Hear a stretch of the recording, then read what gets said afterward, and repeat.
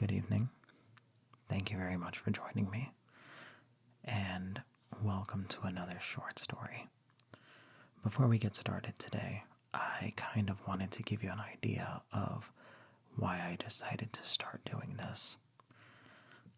I think, we all know that there's a lot going on in the world right now, and as important as it is to stay informed, sometimes we need a break. And I'll be the first, second, and third person to tell you that there's absolutely nothing wrong with that. So I wanted to contribute to the source of media where you can get a break from. And that's why we're here. So, all of that aside, let's go ahead and get started. Today's story is going to be from a rather eccentric writer. He wrote some of the most famous stories that involved narcissists. Very whimsical guy. But all that said, he wrote a lot more. He even wrote stories for children, which, thinking about it now, I wonder why it's not as popular as it should be. But we'll get to him in a moment. First, let's go ahead and run some incense.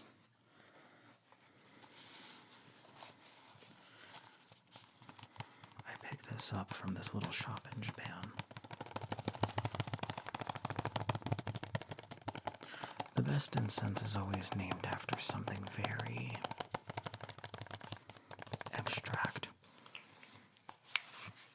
This one in particular is called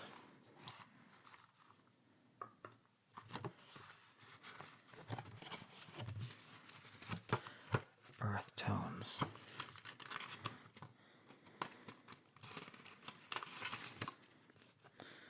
Patchouli, sandalwood, cinnamon, and Borneo. Who would have known? And it's described as the fragrance of stratum, or the layers of scent made from woody, refreshing scent of patchouli, which is known by sacred therapeutic herb that relieves tension and anxiety. Well, if this does that, then I think we have a cure for anxiety on our hands. Not literally. Please don't come for me. This isn't Dr. Oz's story hour. So, again with the matchbooks.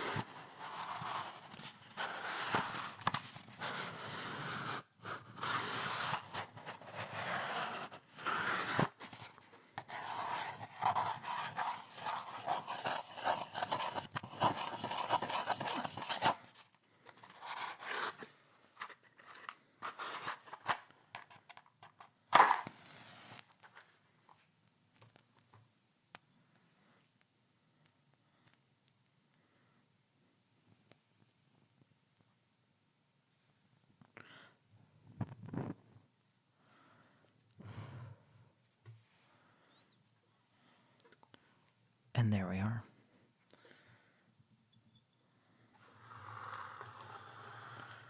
Maybe it shouldn't be so close to me, but, who can turn down an aromatic cure for anxiety? Let's put this over there. In any event, let's dive in. Tonight's story, read on my trusty iPad, because again, I can't be bothered with physical copies of books right now, is called The Nightingale and the Rose by Oscar Wilde. She said that she would dance with me if I brought her flowers, cried the young student. But in all my garden, there is no red rose.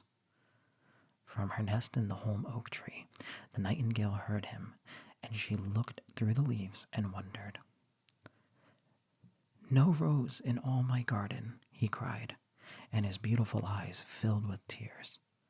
Ah, on what little things does happiness depend. I have read all what the wise men have written, and all the secrets of philosophy are mine, yet for want of a red rose, is my life made wretched. Here at last is a true lover, said the nightingale. Night after night I've sung of him, and though I knew not, night after night I have told his story to the stars, and now I see him, his hair dark as the hyacinth blossom, and his lips as red as the rose of his desire, but passion has made his face like pale ivory, and sorrow had set her seal upon his brow. The prince gives a ball tomorrow night, murmured the young student, and for my love will be the company. If I bring her a red rose, she will dance with me until dawn. If I bring her a red rose, I shall hold her in my arms, and she will lean her head upon my shoulder, and her hand will be clasped in mine. But there is no red rose in my garden, so I shall sit lonely, and she will pass me by. She will have no heed for me, and my heart will break. Here indeed is the true lover, said the nightingale. What I sing of, he suffers. What is joy to me, to him is pain. Surely love is a wonderful thing. It is more precious than emeralds, and dearer than fine opals. Pearls and pomegranates cannot buy it, nor is it set forth in the marketplace. It may not be purchased of the merchants, nor can it be weighed out in the balance for gold. The musicians will sit in their gallery, said the young student, and play upon their stringed instruments, and my love will dance to the sound of the harp and the violin. She will dance so lightly that her feet will not even touch the floor, and the couriers in their gay dresses will throng around her. But with me she will not dance, for I have no red rose to give her. He flung himself down on the grass and buried his face in his hands and wept. Why is he weeping? Asked the green lizard as he ran past him with his tail in the air. Why indeed? Said a butterfly who was fluttering about in a sunbeam. Why indeed? Whispered a daisy to his neighbor in a soft, low, raspy voice. He is weeping for a red rose, explained the nightingale. For a red rose, they cried. How very ridiculous. And the little lizard, who was something of a cynic, laughed outright. But the nightingale understood the secret of the student's sorrow, and she sat in silence in the oak tree and thought about the mystery of love. Suddenly she spread her brown wings for flight and soared into the air. She passed through the grove like a shadow, and like a shadow she sailed across the garden. In the center of the grass plot was standing a beautiful rose tree, and when she saw it, she flew over to it and lit upon a spray. Give me a red rose, she cried, and I will sing to you my sweetest song. But the tree shook its head. My roses are white, it answered, as white as the foam of the sea, and whiter than the snow upon the mountain. But go to my brother, who grows round the old sundial, and perhaps he will give you what you want. So the nightingale flew over to the rose tree that was growing round the sundial. Give me a red rose, she cried, and I will sing to you my sweetest song. But the tree shook its head. My roses are yellow, it answered, as yellow as the hair of a mermaiden who sits upon an amber throne, and yellower than the daffodil that blooms in the meadow before the mower comes with his scythe. But go to my brother, who grows beneath the student's window, and perhaps he will give you what you want. So the nightingale flew over to the rose tree that was growing beneath the student's window. Give me a red rose, she cried, and I will sing to you my sweetest song. But yet again this tree shook its head. My roses are red, it answered, as red as the feet of the dove, and redder than the great fans of coral that wave and wave in the ocean cavern. But winter has chilled my veins, and the frost has nipped my buds, and the storm has broken my branches, and I shall have no roses at all this year. One red rose is all I want, cried the nightingale. only one red rose. Is there no way by which I can get it?" "There is a way," answered the tree, "but it is so terrible that I dare not tell it to you." "Tell it to me," cried the nightingale. "I am not afraid."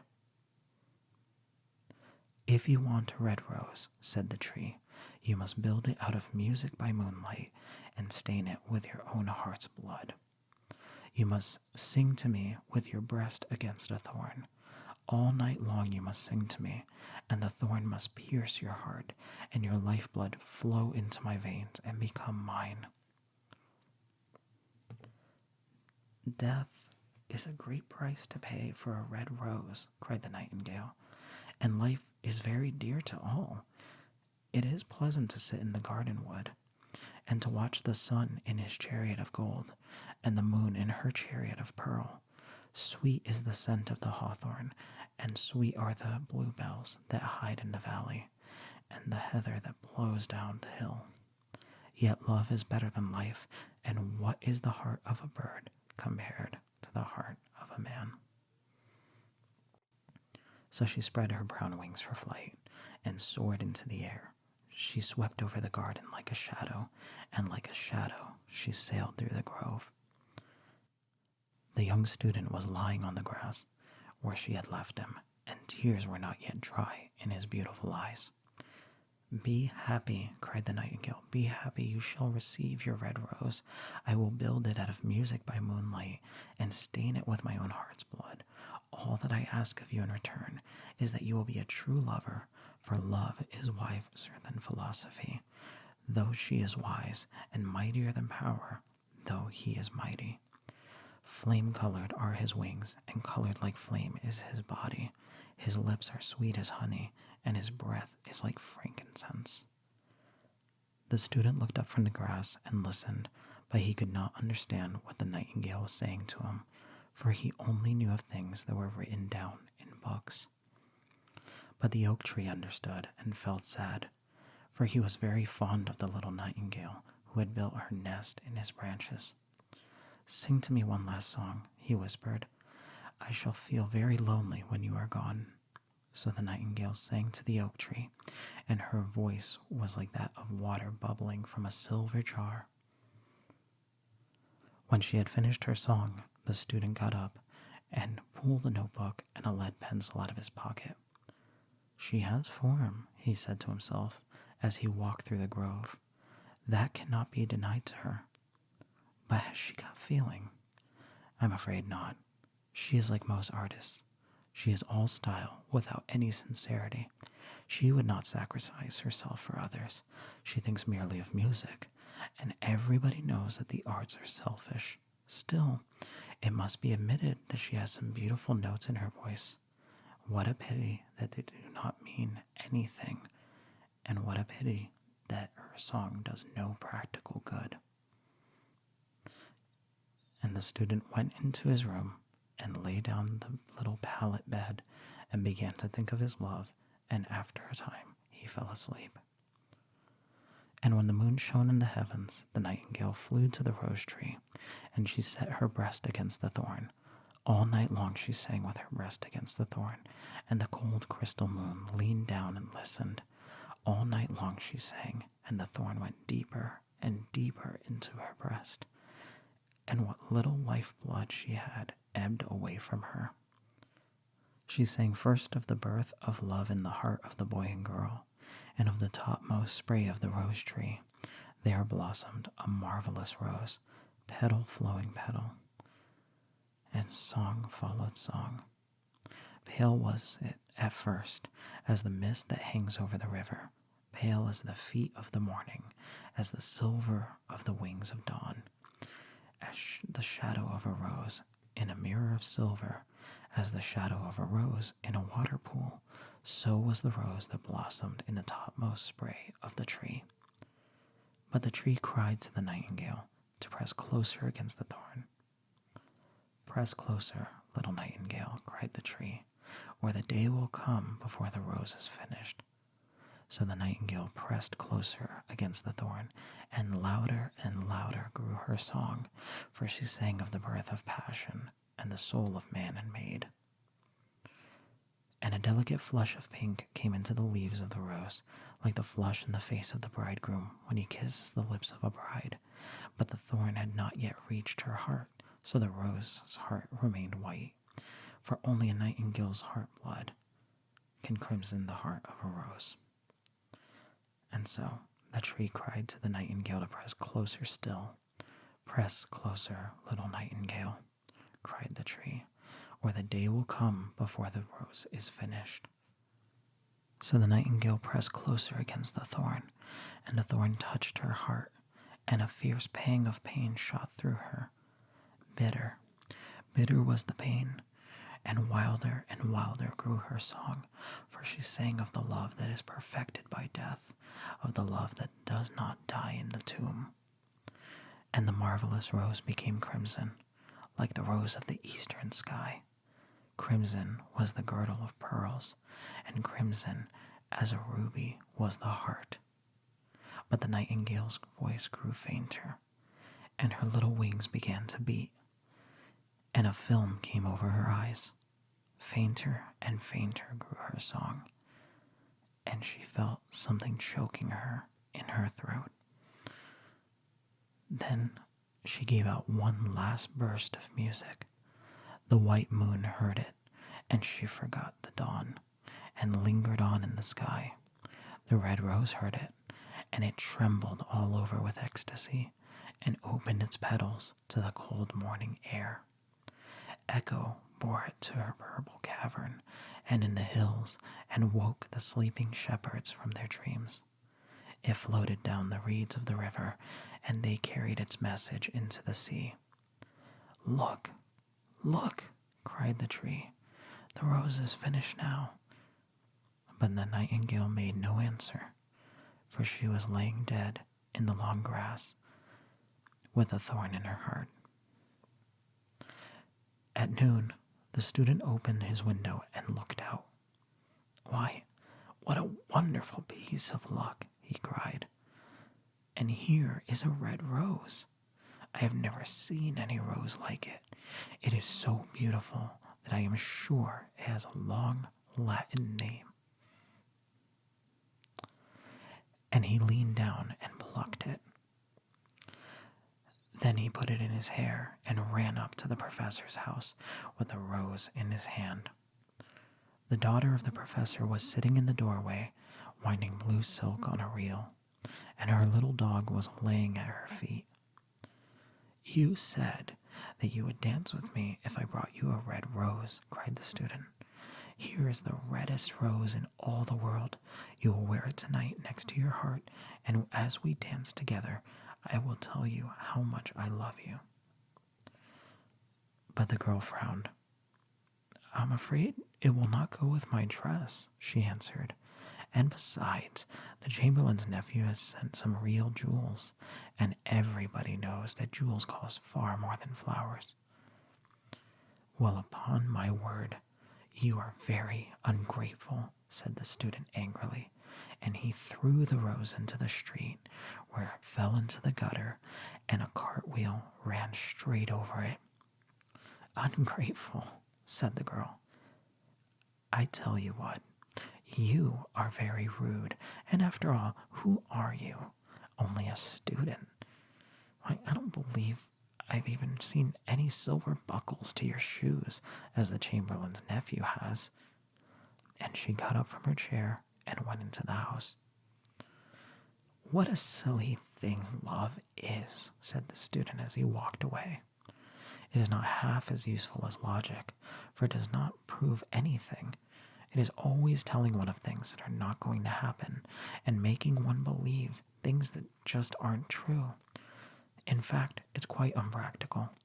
And, as in the age of being practical is everything, I shall go back to study philosophy and metaphysics. So he returned to his room, pulled out a great dusty book, and began to read. Well then, that's certainly one way to end the story. But what can can we glean from the Nightingale and the student's plight? Maybe put yourself first. I feel like that was a lesson both the Nightingale and the student could have used. Or maybe love a little smarter. I don't know what the answer is. In any event, I do love this story, and I hope you enjoyed it too. Thank you once again for joining me. My name is M. Enjoy the rest of your day.